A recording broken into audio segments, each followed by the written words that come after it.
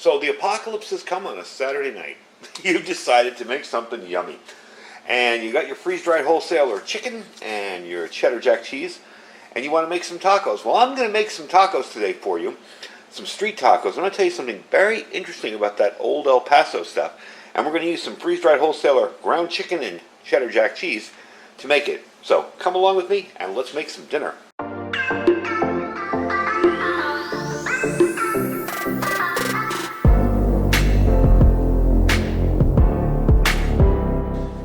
Alright folks, welcome back. So for the obvious stuff, we're going to be hydrating the chicken and hydrating the cheese and all that. And you've seen me do that before. But I wanted to share a little tidbit with you that I found in recently using some of these old El Paso kits. These things are actually good for long-term storage. They're wrapped in Mylar. Now if you buy the taco shells, those are going to go bad in about 6 months. They're going to get they'll absorb a lot of the moisture in the air, they'll get mushy, they'll get stale. These things, on the other hand, aren't going anywhere. And it is real Mylar because I sealed one back up with some heat. The only other thing in here is a Mylar bag with the sauce and another steel metal bag with the seasoning mix in it. Metal bag, not steel. So that's pretty much it. I mean, it's really, really simple. You can store these. You can also pack these up in a Mylar bag separately. Takes up a little less room than this big box. So I'm going to start adding some of these to my my food storage because it makes for a very, very quick meal. And you may want to conserve fuel. You may not want to be cooking a big, huge meal after an emergency or disaster or whatever's going on in the world. Given that we are seeing our stores getting less and less food in, we definitely want to start thinking about stocking up. And that's why I'm letting you know about how you can cook with this stuff, and it's really easy to do. So the first thing I'm going to do is the cheddar jack cheese. We're going to hydrate that. I'm going to show you how I did it. Let me go grab it, because I like to put very, very little water in, just enough to make it wet. I stick it in a little Ziploc bag. I have one here to show you.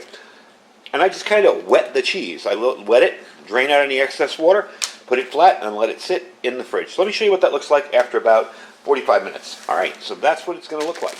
And that looks like just cheese you'd buy in a regular store, right? And it's soft, it's ready to go, ready to be used, ready to be melted, put in anything you want. Matter of fact, we'll try it out. Yep, tastes awesome.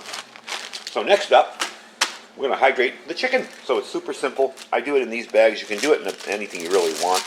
But I do it in these bags because if I want to prep this ahead of time, like let's say I'm going to work in the morning, I just throw the stuff in to hydrate and come home, and it's ready to go. So it makes for a very easy meal. I'm going to stick this in here very carefully so I don't make a mess. And fill it about, I don't know, 3/4 of the way up. And we'll stick some water in there. I have to pull it off camera. There we go. Just had to pull it against me. There we go. Fill it up about 3/4 of the way. You can see what the product looks like. There we go. That's probably too much. Nah, that's about right. You can see what the product looks like. Let me get you a piece right here. That's what it looks like. It feels like styrofoam almost. So we're going to pour some water in that. Grab my water over here, and it doesn't have to be any kind of special water. I just use cold water.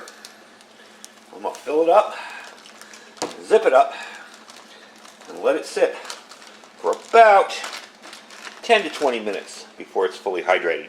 And then I'll bring you back once both are ready to go, and we'll set up our stove. Alright, so you probably haven't, if you're a newer subscriber, haven't seen these old gas one stoves. This literally just folds up into one little tiny box. You open it up like this, and you spread the legs out. And I'll turn it this way so I can control the thing. But you're going to stick this in here. Real simple. There you go. Close it up, and there's your stove. Very neat little system. So for hydrating stuff in the bags, and I've moved to the bags almost exclusively. You can just do it like this by putting them down, and you make sure that everything is getting wet. Nothing in there isn't getting covered up by water. So that's why I kind of like the bags. Makes it a little bit easier to hydrate. So these should be done in a few minutes, and I'll bring you back, and we'll fire up the thing, and I'll show you just how easy this meal is to make, and it comes out amazing. I made this a couple nights ago with the ground beef, and it was incredible. So let me get this rolled up for you, and we'll start it up. All right, so I'm going to push in on this and turn it on, because our chicken is definitely ready.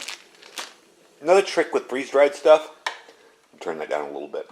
Since it's fully cooked, if you leave a little bit of the water in it, anything that's kind of borderline not hydrated, the water kind of boils through it and forces it to be hydrated up. I have a tiny little bit of butter in there. My main goal with the butter is just to make sure it doesn't stick to the pan. And we are going to dump this chicken in, okay? Once that's fully melted, which it's doing already, we're going to dump the chicken in here. Get it going. And you see how much, I mean, that was a good amount of chicken, but you see how much that is when you hydrate it. So, looks like I'm going to have street taco leftovers. I do have quite a bit to put together here. So really all we're doing here is just heating it up because it's already cooked. So, let's throw this in the garbage. Being that it's already cooked, we don't have to wait for it to cook to add our spices. So I'm going to add a little bit of onion powder. Just a little bit. There we go. A little bit of salt and pepper.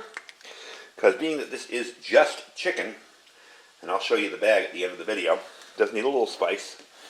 A little bit of dehydrated onions. Okay, there we go. And that should do it along with the seasoning mix. Now I've never had a bag like this inside of a kit ever go bad. So I do like the fact that this is a kit that I can store for a while. You know, the old El Paso taco kits are really, really simple, really, really tasty, easy to put together. And you couple that with your freeze-dried food, and man, you got an easy, quick meal. So we're just going to dump that in. And this is the asado chicken version of it. They make a bunch of different types. We're going to stir that in and let it cook. And I will bring you back once it's a little bit warmer. And then we will set up those tacos. I'm going to warm them up in the oven inside. Mainly, you know, we could do it in the pan, but just for time's sake in the video, we're not going to do each individual one in the pan. I'm going to warm them up inside, and then I'll let you see this really, really good sauce. This stuff's awesome. It's creamy jalapeno. It's not spicy, but it goes really, really good with the chicken. So, let's let that sit for a while. I'll bring you back when it's time to plate it up. All right, when you're actually finished with everything, I'd say they're up to par. I turned it off. Or I thought I turned it off. Now I did. I'd say they're done. I take a little bit of dried cilantro. And again, Freeze-Dried Wholesalers has an entire year's supply of seasonings. So you can check them out there. All freeze-dried and ready for your use, including stuff like cilantro, onion, garlic, all that. And believe me, I think the bags are bigger than a year. I think they'd last you more like 2 or 3 years. You think about a big bag like this of garlic. I don't think you're going to use that in 1 year. So, anyway, and that's it. It's pretty much done. So, I'm just going to get this together, put it on a plate. I have these heated up from inside. These will stay nice and warm for a good long time. They're a really good insulator. I'm going to put it on the plate, set it up, and see what you guys think of it. And there you go. That simple. That easy, and you got yourself dinner, and you got a pre-made kit, real simple. The food was already cooked because it was freeze-dried. You're ready to go. I'm going to put some rice on here, and that's going to be my dinner tonight. And for those of you wondering, this green sauce on here isn't guacamole. It's mild jalapeno kind of spicy sauce, but it's not bad at all. So I mean, there you go. You can make yourself a meal that quickly just using freeze-dried food, and it took that long. I mean, really, I didn't cut much time between this. I literally heated up the chicken, heated up these, and these, of course, could be heated up in another pan. Very, very simple. Hydrated the cheese, which I stick in the fridge, and you're ready to go. So I'm going to try one of these out. I'm going to have myself some dinner. I hope you guys enjoyed the video. Don't forget, his link down below saves you 15%. I am a big fan of this freeze-dried chicken here. And I know it looks like there's a lot of shake and stuff on the bottom there, but you can see what it looks like. This is really, really good stuff. The cheeses are awesome, and if you do like I say, you just stick a little water in a bag, just enough to wet the cheese, put it flat, put it in your fridge for about 20 minutes. It comes out just like cheese you bought off the counter. So, before this gets too cold, I'm going to chow down, and I will see you guys next month, as this is the last video of the month. Hope you guys check out all our links down below, but definitely, especially with things being uncertain in the world, check out Freeze-Dried Wholesalers and check out the food. And we will see you in another video next month, so stay safe and stay prepared.